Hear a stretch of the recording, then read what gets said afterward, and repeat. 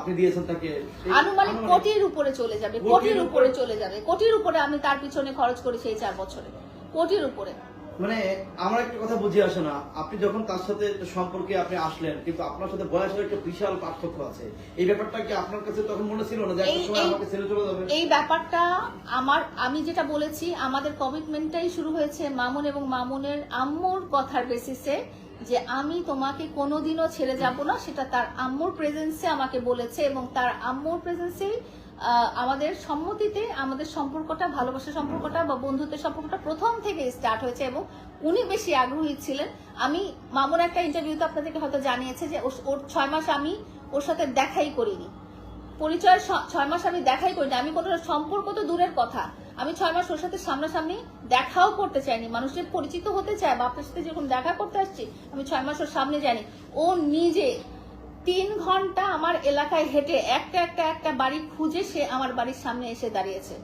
এই গল্প তো আপনাদেরকে আগেও বলেছি।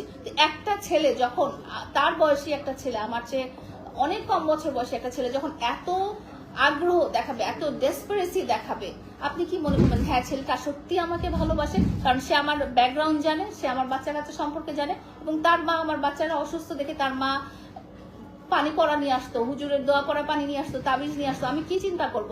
আমি একজন সিঙ্গেল মাদার, আমি সবসময় পেরেশানিতে থাকতাম যে আমার বাচ্চা কাচ্চা নিয়ে বা আমার ফ্যামিলি রান করবো কিভাবে নিয়ে। সেখানে যখন কেউ যখন নিজের আগ্রহে তার পরিবার সহ আসবে এবং সেই ভরসাটা দিবে যে ঠিক আছে আমি আছি, তোমার কোনো চিন্তা নাই, তাহলে আমি কেন সেই মানুষটাকে ভালোবাসবো না? প্রথম তো তার এইসব দিক আমাকে দেখায়নি। প্রথম পরিচয়ে তার জন্য আমার করুণা হয়েছিল। কেন করুণা হয়েছিল? সে আমাকে জানিয়েছে তার সবচেয়ে নিকৃষ্ট থেকে নিকৃষ্ট খারাপতম স্টেটের কথা, অবস্থানের কথা আমাকে জানিয়েছে। সে করাইলি বস্তিতে কিভাবে তার জন্ম হয়েছে, তার মা কি করেছে, তার বাবা কি করেছে, তার ভাই বোন কি করেছে, তারা কিভাবে দিন যাপন করেছে, এবং তাদের খারাপ থেকে খারাপ দিনগুলো কথাও সে আমার সাথে প্রথমে শেয়ার করেছে। এবং প্রথমে যেটা হয়েছে যে প্রথম দিনই সে আমাকে বলেছে যে আমার আম্মু খুব অসুস্থ, আমার আম্মুর চিকিৎসা করাতে আমি পারছি না, আমি ব্যর্থ, আমি আম্মুর চিকিৎসা করাতে পারছি না, এবং আমার আম্মুর খুবই খারাপ কন্ডিশন, আমার আম্মুর চিকিৎসার জন্য 20,000 টাকা লাগবে। আমি দ্বিতীয় দিনই আমার ড্রাইভারকে দিয়ে তার মায়ের চিকিৎসা করার টাকা পাঠিয়েছি। তখনও কোনোদিনও তার সাথে আমার দেখা হয়নি।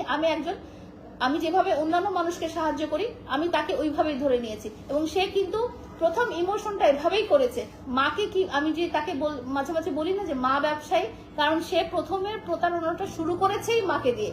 সে যদি বলতো যে আমার 20,000 টাকা লাগবে, আমি এখানে বেড়াতে যাব সেখানে বেড়াতে যাব, তাহলে তো আমি টাকাটা দিতাম না।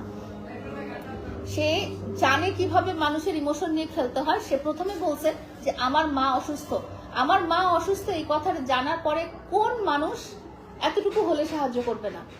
হ্যাঁ, এই কথাটা সে অস্বীকার করতে পারবে না যে তার মাকে আমি 20,000 টাকা পাঠিয়েছি দ্বিতীয় দিনে, এবং তারপরের দিন সে জানিয়েছে যে আমার 2 ভাই বোন প্রতিবন্ধী, তারা কথা বলতে পারে না, আমার 7 জনের ফ্যামিলি চালাতে হয়, আমি টিকটক করে, আমার টিকটক আইডি, আমার লাইকি আইডি ব্যান, এখন মাত্র অন হয়েছে, আমি কোনো টাকা ইনকাম করতে পারছি না, আমি বাসা ভাড়া দিতে পারছি না, আমাদেরকে হয়তো বাসা থেকে বের করে দেবে।